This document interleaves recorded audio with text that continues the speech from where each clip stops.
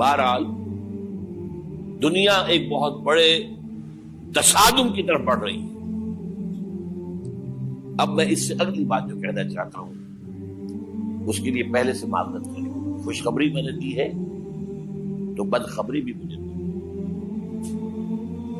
اس عالمی غلبہ اسلام سے پہلے ابھی امت مسلمہ کی بہت پٹائی ہونی ہے، بہت پٹائی ہونی ہے، بہت پٹائی.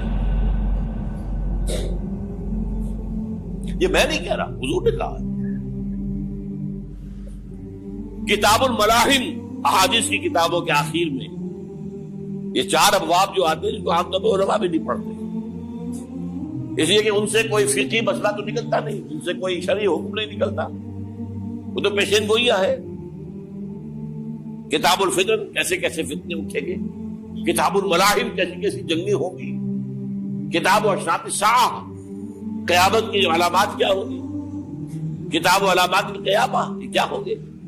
ان ابواب کو پڑھیے تو آپ کو معلوم ہوگا اس دور کے آنے سے پہلے ابھی امت مسلمہ پر اللہ کے عذاب کے بہت سخت کوڑے پڑ. معافی چاہتا ہوں. اگر رسولوں کی شان یہ تھی کہ وہ بشیر بھی تھے اور نذیر بھی تھے تو میں بھی ایک ادنا غلام نہیں کہوں. میں جو کہہ رہا ہوں قرآن اور حدیث سے کہہ رہا ہوں. یہ عذاب کیوں آئے گا؟ امت مسلمہ بحیثیت مجموعی اللہ کی نگاہ میں مجرم، بہت بڑی مجرم. کیوں؟ 1 انچ زمین دنیا میں نہیں دکھا سکتی جہاں اللہ کا دین قائم. یہ مذہب ہے، مسجدیں ہیں، حج ہے اور عمرے ہیں، یہ مذہب ہے. دین کہاں ہے؟ اللہ کا نظام کہاں ہے؟ دین حق کہاں ہے؟ وہ نظام عدل کہاں ہے؟ وہ نظام سیاست کہاں ہے؟ وہ قانون شریعت کہاں ہے؟ آپ کی ساری معیشت سود کے اوپر ہے، اور سود سے زیادہ بڑا گھناؤنا جرم کوئی نہیں، سود سے زیادہ بڑا گھناؤنا گناہ کوئی نہیں، جس کے بارے میں حضور نے فرمایا الربا 70 جزءا یحوما. 2 حدیثیں ہیں. یہ ربا کے 70 حصے ہیں یا 70 گناہ ہیں. 70 گناہ ہیں جن میں چھوٹے بھی ہیں بڑے بھی ہیں. 70 گناہ. ایسا رہا ان میں سب سے چھوٹا اس کے مساوی ہے این کہ الرجل امہ، کہ کوئی شخص اپنی ماں سے زنا کرے. سنن ابی داؤد کی روایت ہے، سن لیجیے پڑھ لیجیے. سارا نظام آپ کا کہاں ہے؟ تجارت ہو تو اس پر ہے، زراعت ہو تو اس پر ہے. بیج لیا تھا تو سودی قرضے پہ لیا تھا، اس کے بعد جو اس کے لیے کھاد خریدی تھی سودی قرضے پہ خریدی تھی، پیسٹیسائڈ خریدے تھے سودی قرضے پہ خریدے تھے. اس کے بعد اگر کوئی ہارویسٹر لیا ہے، کوئی اور لیا، ٹریکٹر لیا تو سودی قرض. سود ہر دانے گندم میں سود ہے. کوئی شخص بچا ہوا نہ میں بچا ہوا نہ بچے ہوا، کوئی بچا ہوا. سارا کاروبار، ساری صنعت و حرفت، ساری حکومت، پوری حکومت، پوری قوم سود کے اندر جکڑی. ایک ایک شخص. کہاں ہے اسلام؟ آپ میری بات سمجھ لیجئے. اسلام کے 2 حصے کر لیجئے. اسلام بطور مذہب، اسلام بطور دین. اور یہ تو آپ قرآن پڑھتے ہیں، پورے قرآن میں مذہب کا لفظ تو آیا ہی نہیں ہے. حدیث کے ذخیرے میں بھی میری امکان، میرے معلومات کے تک کہیں نہیں. یہ مذہب تو ہمارے یہاں استعمال ہوتا تھا فقہوں کے لیے. مذہب حنفی، مذہب مالکی، مذہب شافعی، مذہب حنبلی، اب ایک مذہب سلفی اہل حدیث حضرات کا ہو گیا ہے، مذہب ظاہری، بعد مذہب جعفری. یہ فقہوں کے لیے تھا. مذہب کیا ہے؟ مذہب کا نام 3 چیزوں کا مجموعہ مذہب ہے. کچھ عقائد، کچھ عبادات، کچھ رسومات.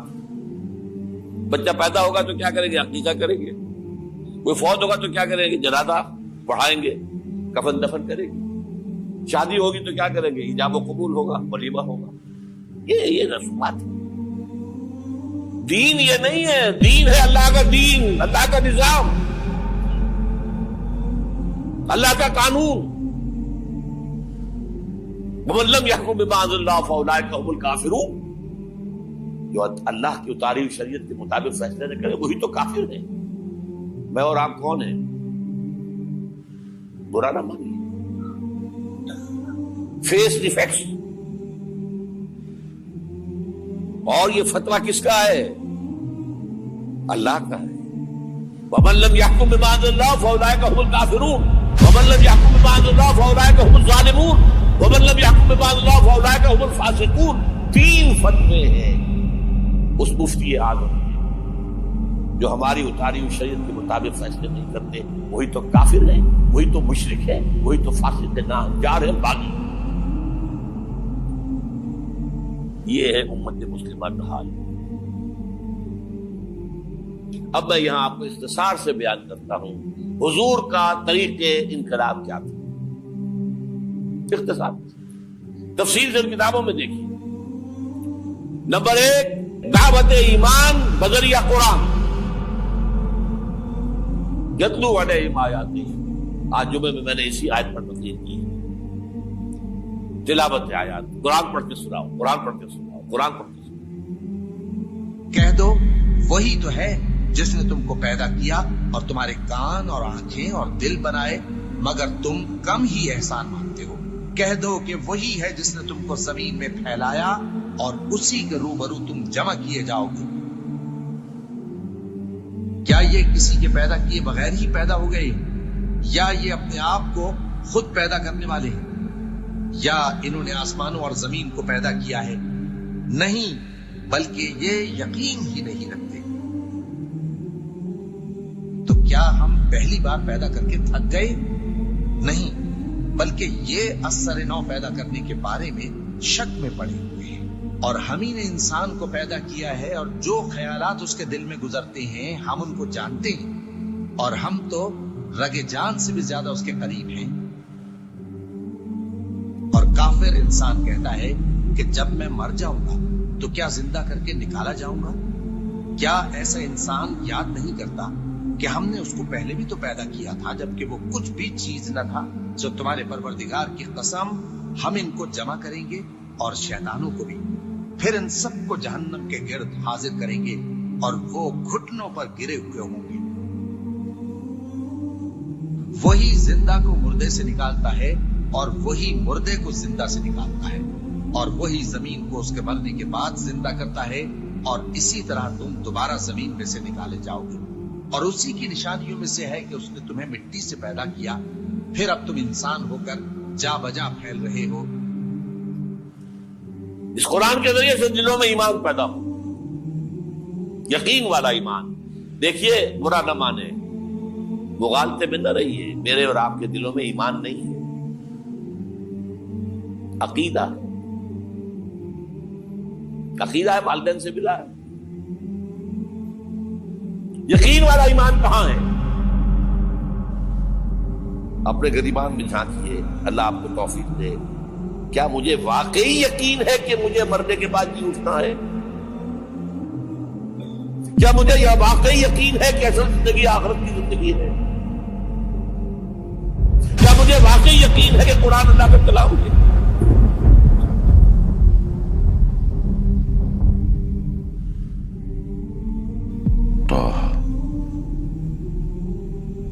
ما أنزلنا عليك القرآن لتشقى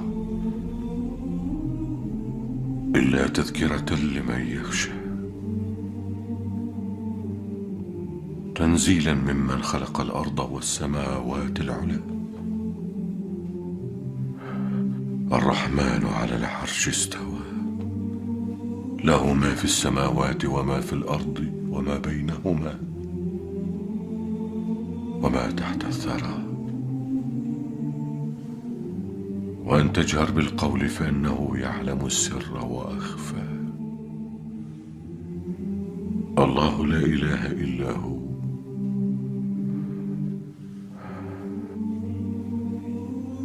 له الأسماء الحسنى.